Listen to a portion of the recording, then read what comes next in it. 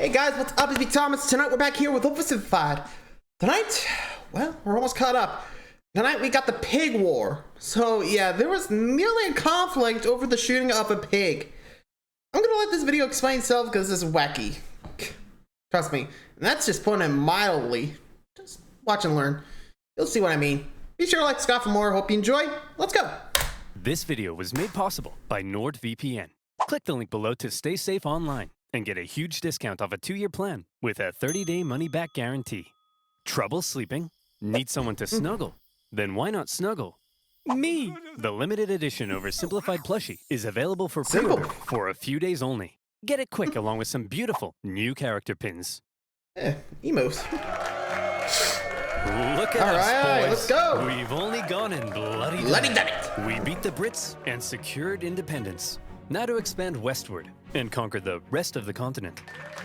Thomas? It looks like a bunch of different people already live out west. Oh. What? Oh no. That means we can't expand. I hate my life. Whoa, whoa, whoa. I didn't say they were white people. Here it is.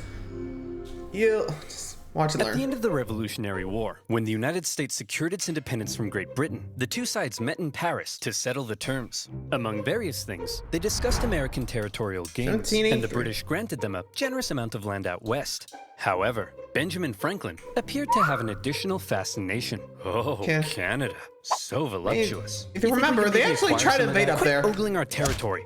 Back off! Look at those curves. I'd worry less about Canada's curves and more about your own curves, Benjamin. Many in America suggested that one day the Canadian colonies should become a part of the United States. In response, Britain suggested that many in America should shut the hell up. Well, if Britain wasn't going to give up Canada, then the two sides had to agree on where to put their border. Easy enough for the most part. Follow some existing borders, add in a few rivers and lakes, maybe even a parallel for good measure. But then there was a question. What would happen here? Straight line, straight line. And so it was. The border would go from the northwesternmost point of this perfectly oval-shaped lake and continue in a straight line westward until it met the Mississippi River. Perfect. Or was it? Well, as it turned out, the lake didn't actually look like this, but like this. And the Mississippi wasn't here, but here. So in the end, none of that made even the slightest bit of sense. Ouch. Don't blame the founding fathers. They were just using the best map available. Blame the guy who made it. But to the minds of the day, the issue had been solved. And it was finally time to start getting along. Back to war they go. Never mind. The glorious War of 1812 saw the Americans try to invade Canada, and the British burned down the White House. But when all was said and done, it was pretty much a draw. And once again, they just pretty much said, had to enter into peace negotiations. By now, both sides realized the original border they came up with was a piece of hot garbage. And since America had also recently obtained a huge amount of land from Napoleon, they decided they would need to re-examine the border issue. Straight line. And so it was. To fix the problems of the previous border agreement, they decided to go from the northwesternmost point of this lake, as had been previously agreed, down to the 49th parallel, and from there the line would go straight as an arrow up until the Rocky Mountains. But beyond the Rockies, the two sides couldn't quite agree on where it would go next, because both sides claimed the territory beyond the Rockies was theirs. See, throughout its early history, America as a nation had its eyes heavily fixated on all that juicy land out west, ripe for invasion. I mean, settlementation. America wanted to expand. Not only was it their right, some believed it was a destiny given to them by God himself to multiply and spread across the continent, like rats or disease. Okay, guys, just before we take over everything, God definitely said this is what we're meant to do, right? Yeah, that's what he said, right? Isn't that what he said? And who was it who spoke to God? It was Billy, right? I thought it was Sharon's cat. I hear voices all the time. Well, it was one of us. There's no way we made this whole thing up to justify our ruthless collective imperialist tendencies. Yeah. All right. Well, in that case, let's get out there and make the world a better place, just as God intended. Oh boy. This ain't going well. See? Poor Buffalo. Disbelief. Yeah. You could see what happened with the Manifest Destinies. Or the Indians, too. We all know their story, but unfortunately, kind of a footnote here. I'm not sure if he's ever going to cover some, like, Indian history, but would be kind of cool. But, yeah. Sorry. So, not really sure who came up with the idea of Manifest Destiny. And I guess America figured, well, we're gonna need some more resources. Let's see if there's some out west. And if there ain't, well, we can always just stick to land. Who cares? Anyway. And divinely destined expansion would later be given its very own name, Manifest Destiny. But America wasn't the only one interested in controlling the Western territories. At the time, Canada was made up of a number of colonies, collectively referred to as British North America. This one over here was owned by the Hudson's Bay Company, a British charter company dedicated to turning as many beavers as possible into as many felt hats as possible, as quickly as possible. And the indigenous people became a key supplier. As a result, the British were also eager to control the land out west and secure that region's valuable resources. And in particular, the Great Columbia River was deemed vital to the beaver business. So when it came to the question of what would happen to the border beyond the Rockies, the conversation went a little like this. The line should keep going straight because we're manifestly destined to gain the entire North American continent. No, we need this river so we can keep scalping beavers. Look, why don't we just draw the border along the river? That way we both have access to it. Well, that would be a completely fair compromise that protects the interests of both parties. And there's no way I'm ever going to agree to it! Having come to a roadblock, both sides simply agreed that for now, they would jointly occupy the Northwestern Territory. They were both free to settle and trade there, but rest assured, the agreement was only temporary. Eventually somebody would get their way. Listen, Yank, we can jointly occupy this land, but I ain't sharing anything else. I don't want to see you using my toothbrush. I don't want to catch you wearing my underwear. And I don't want to catch you using my computer and selling my data to advertisers. Well, how would you do that back then? Should use NordVPN. What the hell? Do you like giving strangers your passwords to your most important online accounts? Me neither. And that's why I use NordVPN. NordVPN has thousands of secure servers in over 60 countries, allowing you to safely surf the net at the fastest speed possible. It works across all your devices, so you're protected on the go, even 6 of them simultaneously. And it's super easy to use. With just a click of a button, you can head on over to South Korea and watch every single BTS video known to mankind. With NordVPN, you no longer need to worry about those shady websites, annoying pop-ups, or undesired eyes spying on your browsing history. And you can even unlock content that's been blocked in your country, like this video. It even comes with a 30-day money-back guarantee. So why not go to nordvpn.com/oversimplified to get a 2-year plan with a huge discount, plus an additional month for free. And as always, you'll be supporting my channel. So thank you. Grazie. Now where were we? Borders? Bickering over boundaries, manifesting destiny, and a joint occupation of Oregon. And one man living here who felt the territory should be British was James Douglas, the Hudson's Bay Company's no-nonsense chief factor at Fort Vancouver. What a beautiful, unspoiled corner of the British Empire. I've got my spotted dick, my Spice Girls fan club membership, and an unrelenting negative outlook on life that affects everyone around me. What are you looking at, Stephen? Yes. Yeesh, rude. Truly British. Incoming Americans. About that. Poor James. The problem for men like Douglas was that many Americans had already begun streaming up the Oregon Trail. Gunslinging, howdy neighboring, diarrhea having. By the thousands, they were pouring into the Oregon Territory in search of land to settle and farm. This, however, crowded out the fur trade, and eventually, a very bitter Douglas and the other Hudson's Bay traders at Fort Vancouver were ordered to relocate north to a new base of operations. But the Americans keep coming and they don't stop coming. Hopped in their wagons and they hit the ground running. Didn't make sense to keep sharing Oregon when they outnumbered the Brits more than 6-1. And suddenly, the whole joint occupation deal was being called into question. Newly elected President Polk maintained that America had an obvious claim to the entire region, even implying a possible war with Britain. Fiery language from U.S. senators declared that American rifles would annihilate the Hudson's Bay Company in Oregon, and America even gave Britain notice that it was pulling out of the joint occupation agreement. The British were alarmed as the two sides stood on the brink of war. But in the end, neither truly wanted to fight. The British favored maintaining good economic relations, while the Americans had already gotten themselves into a war with Mexico. So after a bit of back and forth, the British finally said, "Fine, you wanted a straight line? There's your straight line." And so yeah, basically Britain blinked first. Really goes to show you. When Americans want to find something, they usually go their way. Harsh, but accurate.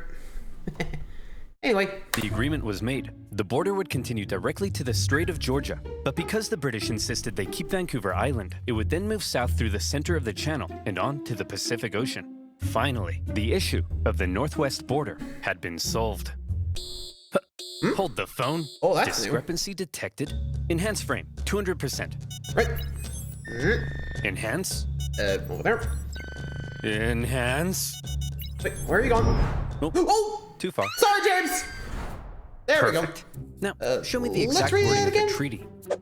The line of boundary goes to the middle of the channel, and then southerly through the middle of said channel. But there's loads of channels. There's 3 channels. So, you tell me, dear viewer, which channel is the treaty referring to? And therefore, let's set the middle of said channel. Is the wording of the treaty maybe a little too vague?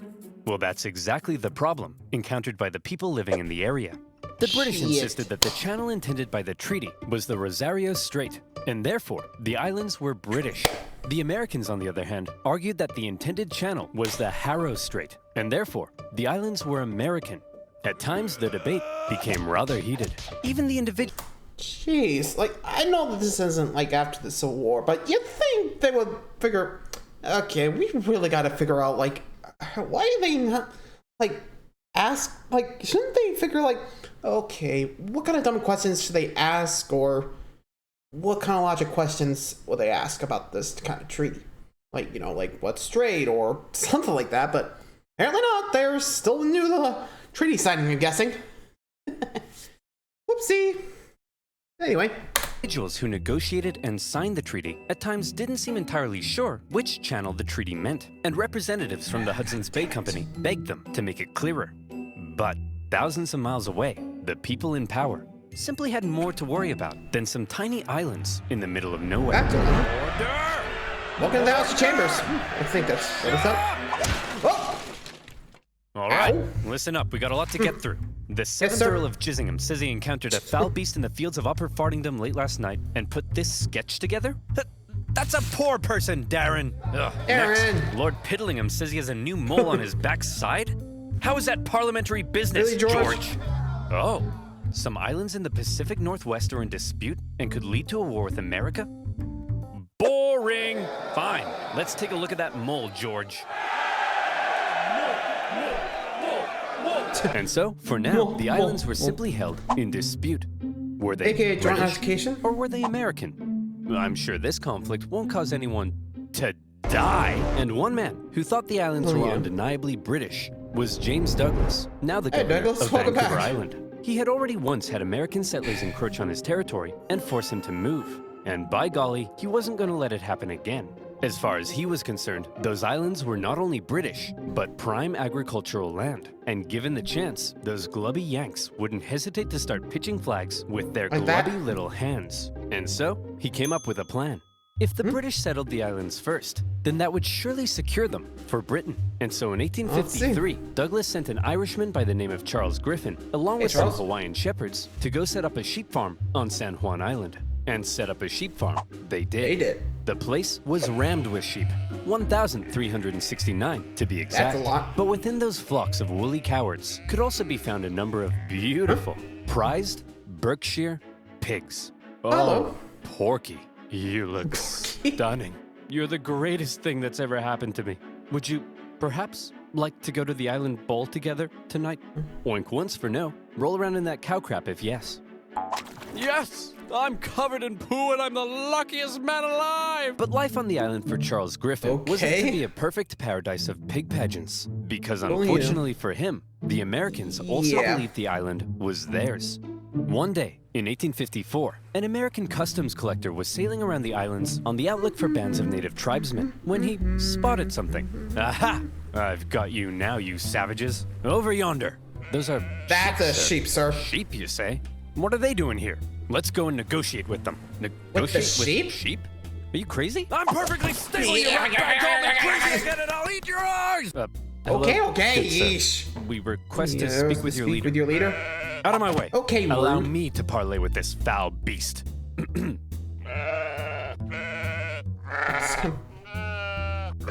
Hey, stop threatening my sheep. Your sheep? You mean to tell me that you, a British subject, have illegally imported these sheep into American territory? I'll have you know that you, an American, are currently trespassing on British territory. Oh, not again. The Americans felt that they were entitled to collect taxes on the British property, you know, because the island was American, and they threatened seizure if dues weren't paid. The British, meanwhile, threatened to arrest the Americans, you know, because the island was British, and the two sides were in a standoff. To give Charles Griffin the legal power to deal with the American trespassers, Douglas said, "Hey, put on this wig." Boom, you're a magistrate now. And in turn, Griffin went to one of his Hawaiian shepherds and said, "Hey, I'm making you a constable. Put on this badge." Ow! The British then went off to arrest the U.S. Customs inspector. But being an American, he emerged from his tent with 4 pistols and a giant knife, so the Brits had to back down. Eventually, raids by northern tribes chased the U.S. officer from the island, but the Americans weren't done yet. Officials from nearby Whatcom County in Washington Territory believed the island fell under their jurisdiction, and they decided it was time to make the British pay up once and for all. They sent one Sheriff Barnes to go confront Charles Griffin. "Hey, you owe us $80.33 for all this farm stuff you got here. Go suck an egg." Oh, rude. I see. So that's how it is, huh? That's how it's this ain't gonna end well. That's the way in which things are, eh? That be how it will, is it? Will it be how that is, huh? That be the way in which things be the way they are, is that? Get off my property! So the sheriff and other Whatcom County officials felt they were now well within their rights to seize and auction off Griffin's sheep in order to recoup lost taxes. And who would they auction these prized breeding rams off to? But themselves. Then, in a pretty chaotic scene, they worked to tie the rams to their boats. And when Charles Griffin came running to rescue his kidnapped sheep, being Americans, they pulled out guns on him, and he had to back down. In all, Charles Griffin lost 34 breeding rams, and he was furious. The British complained to the American government, who were shocked to hear what had been going on at their northwest border. And both governments told their officials in the area to back off. We're not trying to start a major war over some dumb sheep and a stupid island. But also, the islands are definitely ours. Under no circumstances let the other side have them. For now, both governments agreed to set up yet another boundary commission to decide which channel was the correct border. But it often devolved into petty bickering. The British did make one interesting suggestion, though. We could draw the border through this middle channel and split the islands between us. Well, that would be a completely fair compromise that protects the interests of both parties. And there's no way I'm ever going to agree to it!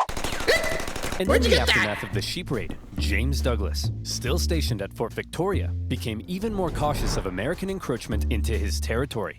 Mr. Douglas, sir.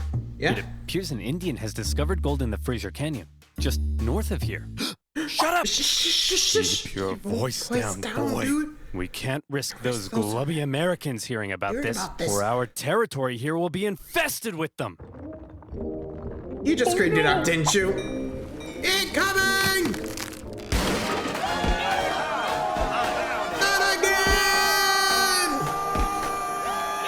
The Fraser Canyon gold rush attracted a heap of Americans to the region. Some got lucky.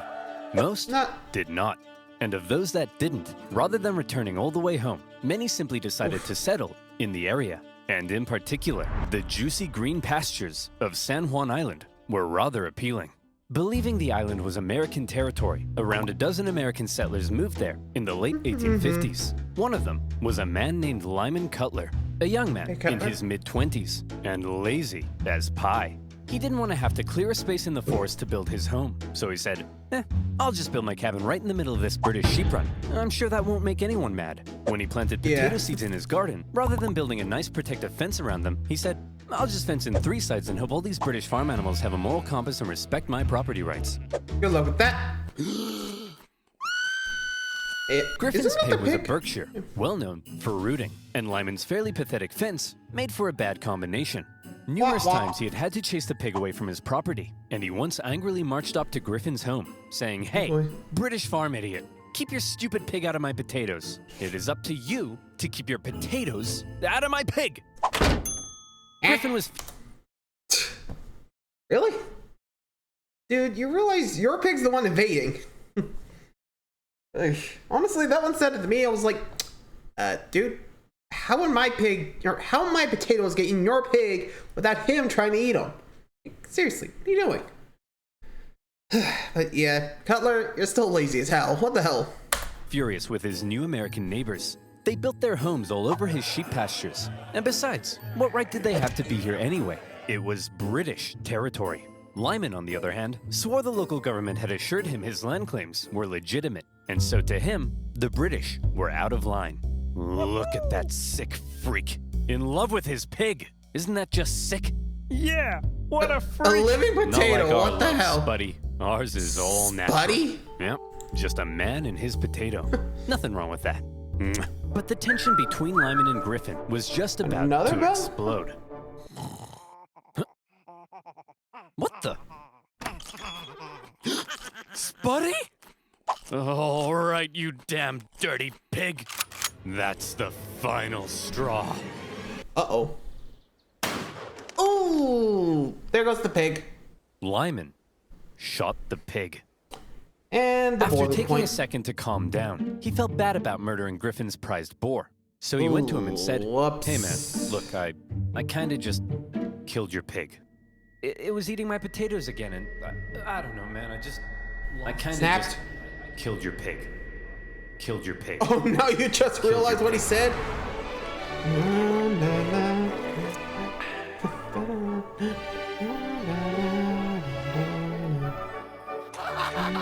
God. Uh-oh. Griffin snapped. You swine! No, no, the swine is the one I killed. I'm Lyman.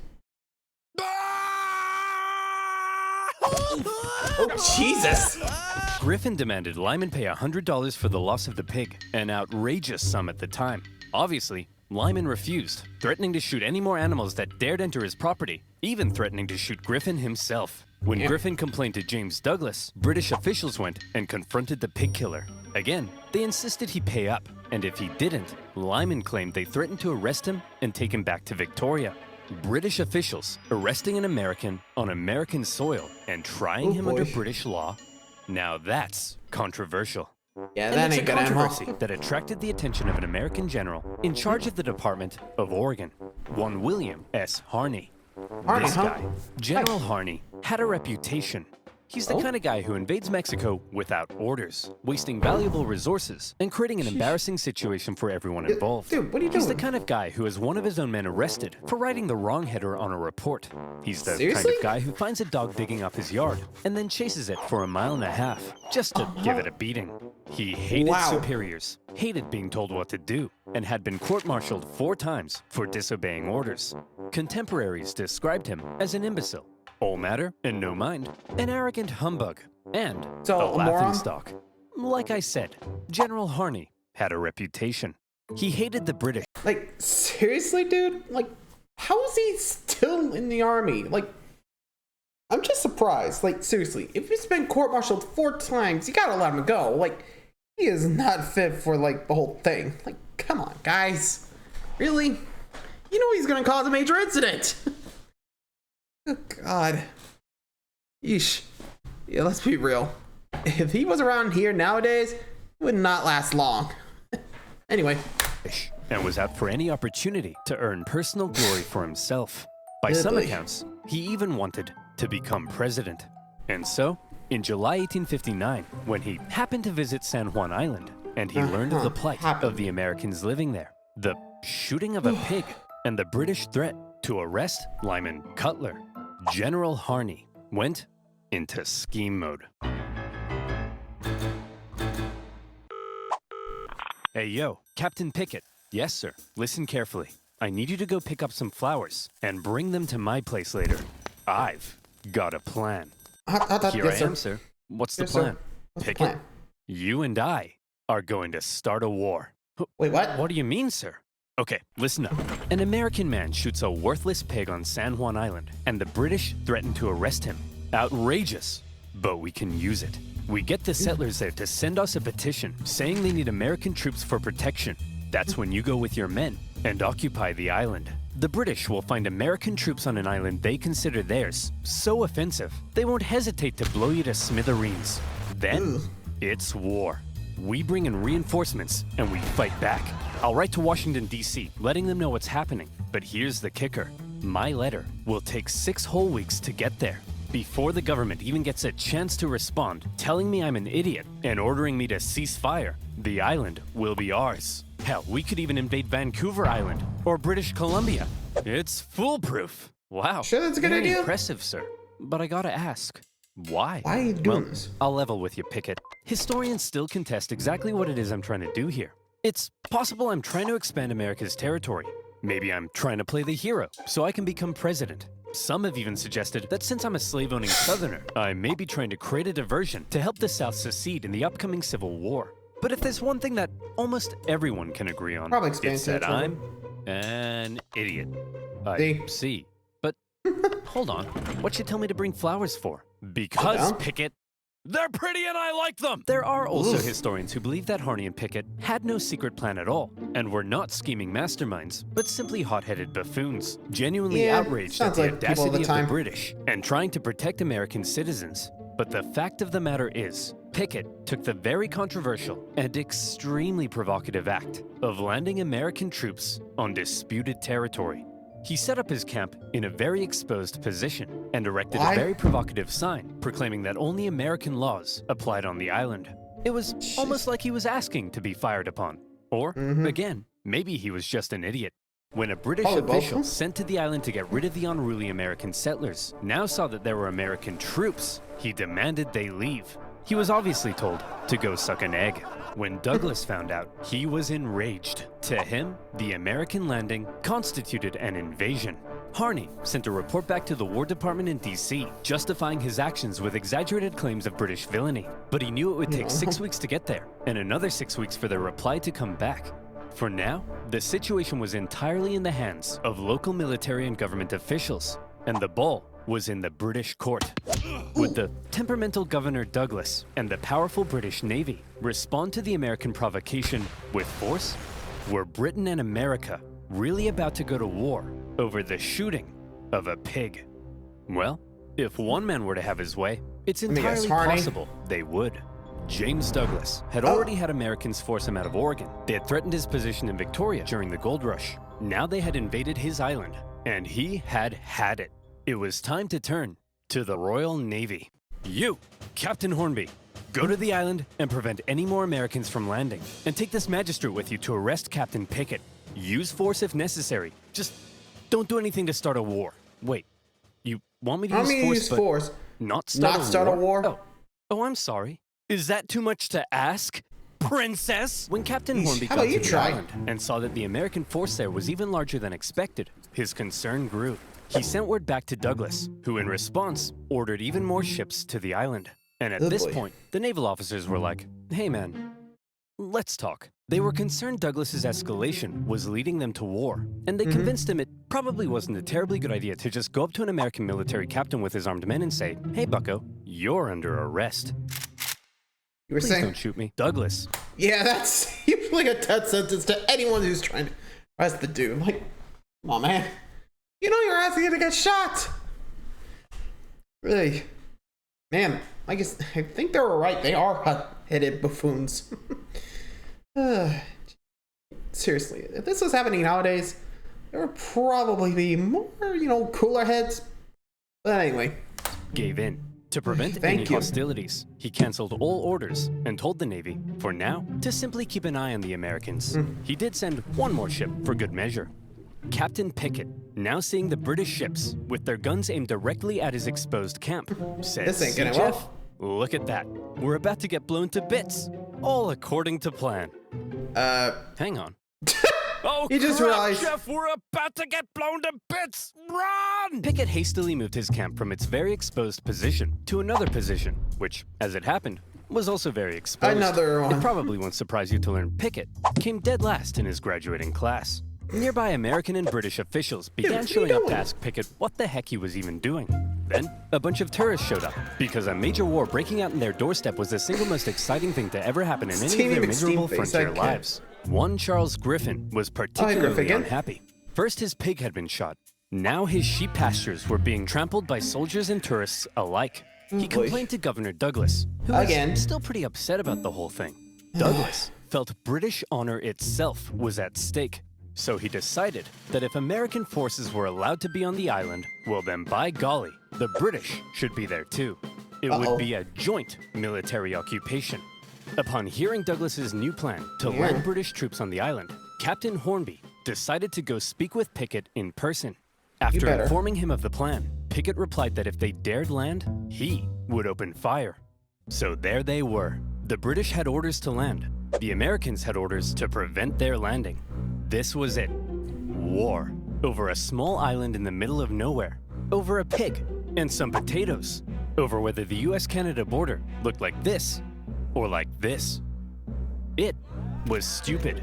Yeah. Hold on. Oh, this Hornby is stupid. To heck with it. I'm not landing those troops. I'm not gonna be the one who starts a war. Thank you. The captain decided not to follow Douglas's order. Thank you, Hornby. He Hornby. didn't, because pretty soon after that, the leading British admiral in the entire Pacific region showed up. Rear Admiral Baines outranked Governor Douglas. When he heard of everything that had been going on, he was stunned. But when he heard that Hornby had refused Douglas's plan to land troops, Baines could have kissed him. Whether he did or not, history doesn't tell. But I like to think they did. The Rear Admiral canceled all of Douglas's orders and instead pursued a policy of not interfering with the Americans until he could contact the British government. The Americans, not knowing the British no longer intended to land, had sent reinforcements and began fortifying. But even still, the British Navy did nothing. And finally, when word made it across the planet, informing the two governments of the ongoing crisis, everyone was shocked. Holy crap! Harney landed troops on disputed territory? Man, I hope the British don't find out about this. Buchanan? Oh crap! Geez, Buchanan, the British! Why are we getting reports of American troops on San Juan Island? Whoa, Yeah, the hell? whoa, whoa, whoa, whoa. I don't know, man. Nothing to do with me. But you're the president. What? Breckenridge? Am I the president? Yes, sir. And hey, we got a problem. It looks like the southern states are considering seceding. And we're headed for the biggest crisis in the history of the nation. And it's your job to fix it, sir. Sir? Oh no. Go away. Not the curtain again, Mr. President. I'm not here. Buchanan. Back in the Pacific Northwest, Harney was beginning to realize the government may not be terribly impressed with his reckless actions. So he began firing off even more aggressive letters, justifying what he had done. Tell him the British were sending bands of Indians to attack our men, and that they're big meanies with coal for hearts, and that they made me cry like a little girl. Wait, no, that makes me sound weak.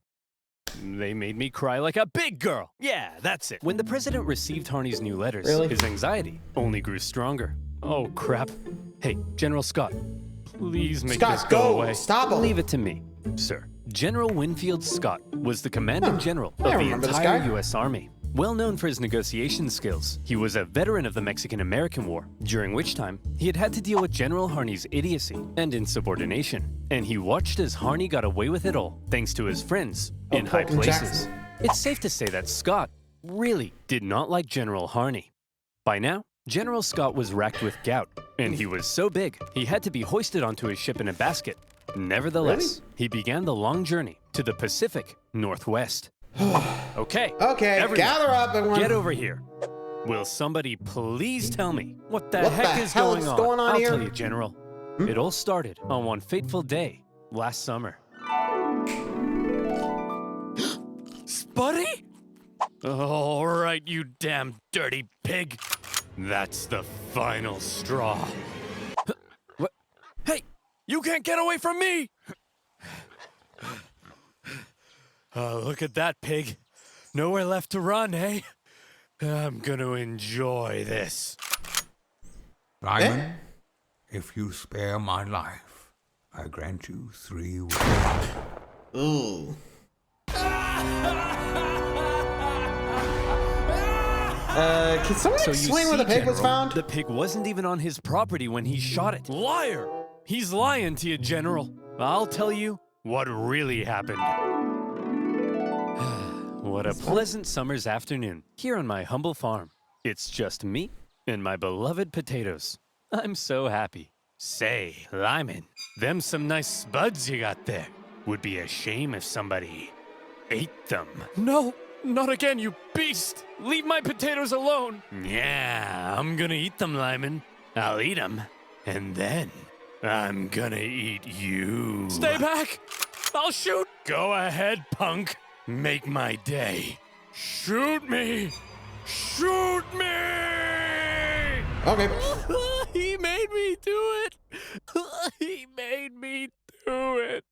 So you're telling me you guys nearly started a war with the strongest naval power in the world over the shooting of a pig? Yeah, now he's starting to get it. Not only the pig, sir. The British then threatened to arrest this poor, pure American soul. Thank you, General. Shut up. I don't care about you. Okay, I've made up my mind.